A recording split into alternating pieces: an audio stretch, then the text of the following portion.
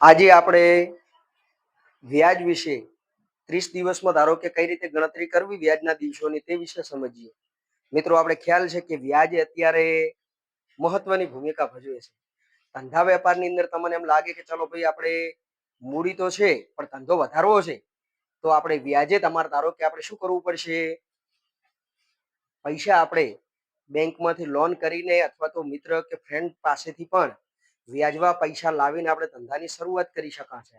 એવા તરીદાડા પ્રમાણે તો હાવ નોર્મલી જોવા જઈએ તો કે આપણે અહીંયા લખ્યું 12/8/2024 અને અહીંયા 3/12/2024 છે.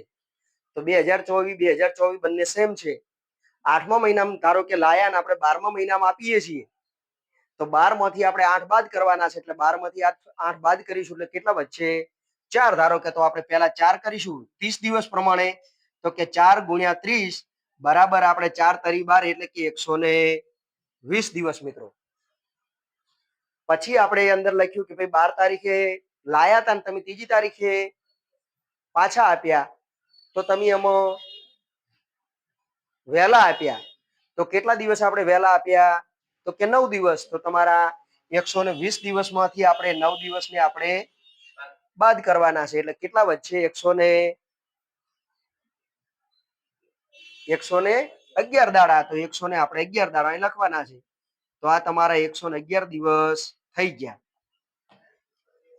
ઓમાં એવું ને એવું આપણે કીધું 2024 ચલો 10મા મહિનામાં લાયા ને 12મા મહિનામાં આપ્યા તો કે 2 મહિના લેટ આપ્યા. તો આપણે અહીંયા લખીશું 2 × 30 બરાબર 60 દિવસ. એની અંદર પણ આપણે લખ્યું કે 29 તારીખે લાયા ને 15 તારીખે તમે પાછા આપ્યા તો આપણે થોડા વહેલા આપ્યા. તો થોડા વહેલા આપ્યા ધારો કે તો વહેલા આપ્યા કેટલા દિવસ આપણે મજરે લઈશું. તો કેટલા દિવસ આપણે વહેલા આપ્યા એમને? 14 દિવસ.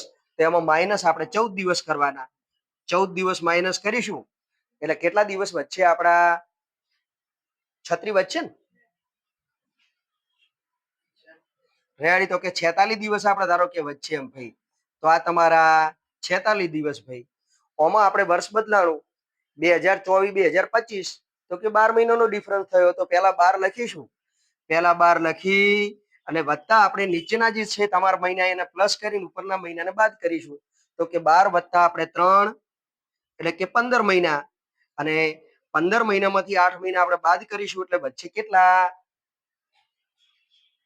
બોલો.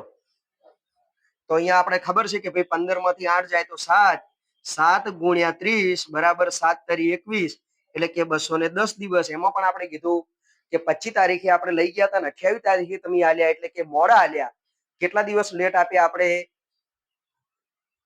રેડી? તો એની અંદર આપણે લખેલ છે એના પ્રમાણે કે ભાઈ 3 દિવસ. કારણ કે 25 ને 28 ધારો કે છે રેડી એટલે કે 3 દાડા આપણે લેટ આપ્યા. તો એની અંદર આપણે વત્તા આપણે 3 કરીશું અને વત્તા 3 કરીશું એટલે 200 ને આપણે થશે 13 દિવસ મિત્રો. આવું કરવાનું છે. પછી ભૂલ થઈ આપણે આ રીતના ગણવાની હતી એટલે આપણે એના પ્રમાણે તો કીધું આપણે કે ભાઈ 28 15 એટલે કે થોડા લેટ આપ્યા છે. એની અંદર આપણે કીધું 13 દિવસ. તો અહીંયા આપણે વત્તા અહીંયા આપણે 1 કરવાનો છે એટલે કે 13 એટલે કે અહીંયા આપણે થશે 23 દાડા 230 દિવસ. પછી ચોથા નંબરમાં આવ્યું આપણે કે 25 8 તો કે ભાઈ 24 25 એટલે કે 12 મહિનાનો ડિફરન્સ વત્તા આપણે 3 મહિના એટલે કે 15 દિવસ 15 મહિના માઇનસ આપણે 8 કરીશું એટલે એના વચ્ચે 7. 7 × 30 એટલે કે 207 તરી 1 એટલે 210. એમાં આપણે કીધું કે 25 તારીખે તમે લઈ ગયા હતા અને 15 તારીખે આપી ગયા એટલે કેટલા દિવસ આપણે વહેલા આપ્યા? 10 દિવસ. તો એટલા 10 દિવસ આપણે બાદ કરીશું. તો અહીંયા 210 માંથી આપણે 10 દાડા બાદ કરીશું એટલે વચ્ચે તમારા 200 દિવસ ધારો કે. તો આવા આપણે 30 દિવસ મુજબ આ રીતે દિવસોની આપણે ગણતરી કરી શકાય છે મિત્રો.